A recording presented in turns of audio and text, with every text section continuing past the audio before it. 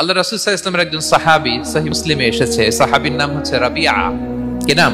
ওনার নাম হচ্ছে রাবিআ ইবনু কাব আল আসলামি রাদিয়াল্লাহু তাআলা আনহু।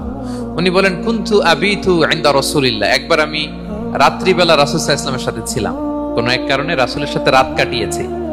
তো রাসূল সাল্লাল্লাহু আলাইহি ওয়াসাল্লাম যেহেতু তাহাজ্জুদের সালাত পড়েন, তো তিনি বলেন, আমি মাঝরাতে উঠে একটা গামলা দিয়ে পাত্র দিয়ে অজুর পানি নিয়ে আসছি বিশ্বনবীর জন্য, এনে দিলাম।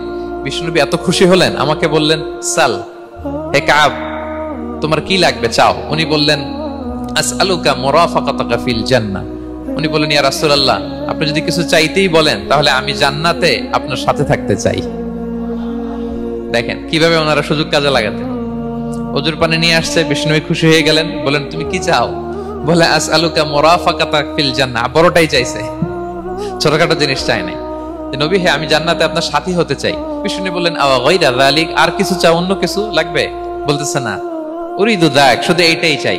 তখন বিষ্ণু সাল্লাল্লাহু আলাইহি ওয়াসাল্লাম বললেন, আইন্নি আলা নাফসিকা বিকাসরাতি সুজুদ, এই মর্তবা যদি তুমি চাও তাহলে বেশি বেশি সেজদায় লুটিয়ে থাকো। আলাইকা বিকাসরাতি সুজুদ, বেশি বেশি সেজদা দিও। যদি সেজদায় পড়ে থাকতে পারো তাহলে জান্নাতে আমার সাথী হতে পারবা।